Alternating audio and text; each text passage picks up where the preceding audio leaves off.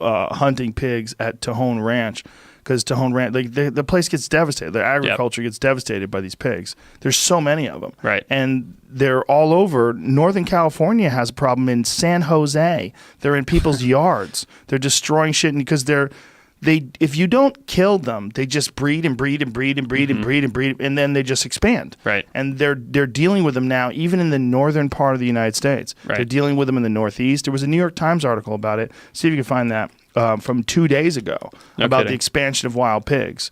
Is that they're starting to make their way into the northeastern states, and they can't be stopped. They can survive in any weather. Yep. They breed 3 times a year. They're viable, I think. From the time they're 5 to 6 months old, they have their first litter. Feral pigs roam the South now. Even the northern states aren't safe. The swine have established themselves in Canada and are encroaching on border states like Montana and North Dakota. Fuck, man, if they get into Montana, they'll do so much damage. You know what's crazy about the feral pigs in the United States? They were brought here by, I believe, Christopher Columbus, starting with 6 animals. Whoa. So the entire 200 million or whatever it is across the U.S., I don't know the number, it was like 6 or 8 or 10 original pigs that were brought in by Christopher Columbus and dropped in Florida. That's insane. You want to talk about how crazy they can reproduce and how much damage they do? Like, think of the biomass of those animals stemming off of like 6 of them. That's insane. And they're so tough, you can put them on a boat and they'll make it across the ocean. Oh, yeah. No, they're amazing. And they are terrible for the environment. Like, they do so much damage to native species, to riparian habitat. I mean, like you said, we were talking about it out there briefly, and it's a good thing. People should realize that invasive species like that should not be in an ecosystem. Well, they certainly shouldn't be in an ecosystem when there's no balance, right? If they're like warthogs and they're in Africa, there's a system for that. Exactly. Like they're supposed to be there. Warthogs are wild-looking creatures, aren't they? Have you ever seen one? You've seen one in person? I grew up there. I grew up in Zimbabwe. Oh, that's right. Yeah, that's right. I actually got a pretty funny story about a warthog. My uncle, my mom's brother, we were out on safari one time, and he was young. You know, he was much younger than my mother, so he was maybe a teenager or something. And he grabbed this plum and started going for a walk across camp. And anyway, this warthog decided it wanted this plum. And so it came trotting after my uncle and started chasing him in circles around this tree. But my uncle was so panicked by this thing chasing him around this big baobab tree that he wouldn't drop the plum. So he's just in this perpetual cycle of being chased around this tree until he eventually threw the plum, and the warthog just veered off and went for the plum. Lucky it didn't want him. Yeah, they're very funny, very mischievous. I love the way their tails stick up through the grass when they're running around. They're weird looking. Very. Like they're related to pigs, right? In some sort of way? Yeah. Oh, yeah. They're all that same family. Speaking of weird pigs, are you familiar with the babirusa? No. This is one we should pull up. You're going to love this animal. Yeah, you're going to love this. It's one of my top bucket list animals to see in the wild. It's a great name. Yeah. Babirusa. You got. I don't even want to tell you what it is until you see the image, because you're going to be like, no way, that's real. It looks like something out of Star Wars. Really? Mm-hmm. And it's a pig. Where does it live? Indonesia. How big does it get? Maybe 200 pounds. I'm not positive on the size. Whoa! Boom. Look at that thing. Look at those tusks growing out of its face. What the fuck is those things that grow out of the middle of its head? Yep. That's crazy. Yeah. Look at that one. What the... Bro, that does not look real. Right? Doesn't that look like something out of Star Wars? Yes. That's a real animal. That looks like an Avatar creature. That's what it looks like. Is that fighting something? Looks like What's it fighting there? Another one, I think. Oh, my God. Babirusa is going to war. It says pig deer. They call it a pig deer? Yeah, it says babirusa or pig deer. This might be somebody just making a guess. Like their nickname of it? I actually think they're having sex there. Oh, getting it on. That's not fighting. Making more Barbarusas. That's just shitty Barbarusa jujitsu. Yeah, that's the kind of fighting mommy and daddy do late at night.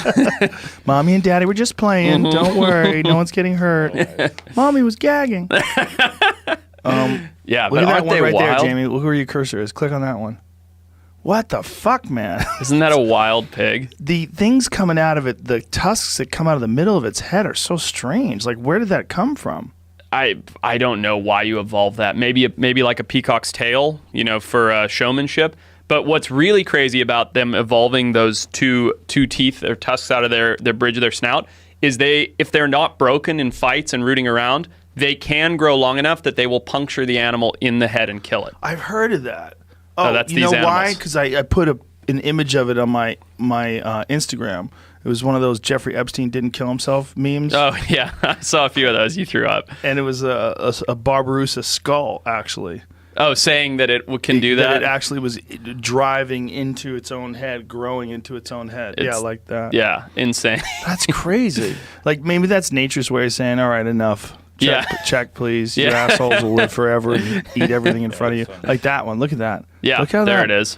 Growing into its own brain. Imagine what one day you have like a little bit of a headache and the next day it just gets a little worse. You're like, what is going on? And what do you do? It's like if you go and hit that against the ground, it's only going to get worse. Right. It's already in your brain. Yeah. Yeah, you'd have to get it. You'd have to be smart enough to find a branch where you could slip that over and torque your head. Yeah. I don't think it off. I don't think that's happening if you're a pig. Is this awful? I mean, often that this happens where they kill themselves by growing that tusk into their brain? Look at I that. don't know. That looks like two of them heading that direction. Fuck. They're a crazy animal. What a beautiful animal, though. So there's an extinct subspecies of those called the Moluccan babirusa, which in the single island near Sulawesi used to be, and then they think people have hunted them to extinction, localized extinction within that island and that subspecies. But some people I know that worked over there ate one. So they're like, yeah, no, we ate this wild pig with these crazy horns. Recently? And I was like, yeah, this was like 2 years ago. Oh. And they have no proof and they don't have the skull and they don't have the picture. They were traveling and they're like, yeah, we got back and we ate this pig with these wild horns on this particular island. And I was like, wait, is that possibly a Moluccan babirusa? I was like, I don't know. And you look where they were and what they said and what they ate, and it's like, oh, that could be an extinct subspecies that you guys consumed. Well, how many biologists are actually actively out there looking for these creatures? Well, those I would say 0 currently, that species. But with regards to this field of presumed extinct animals, it seems to be a movement that's expanding, and I think one of the reasons for that is we have a rate of something like 2,000 species a year being deemed extinct, right? So when you have that many animals being deemed extinct every year, there's flags being put up. Is it really extinct? Have we looked everywhere? And so this, I don't want to say I was the first, but I feel like I was in that wave of first people to start looking into extinction as far as ongoing animals wrongfully deemed extinct. And now it's like mainstream in the biology world. It's like there's a lot of people that are like, I'm going to go see if I can find this thing.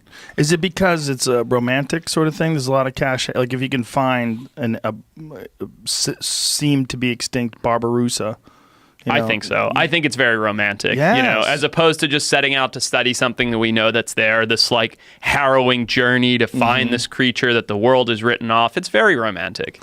Have you ever heard of the orang pendek? Oh, what is it? This is a cryptid, right? Yes. What is? I've heard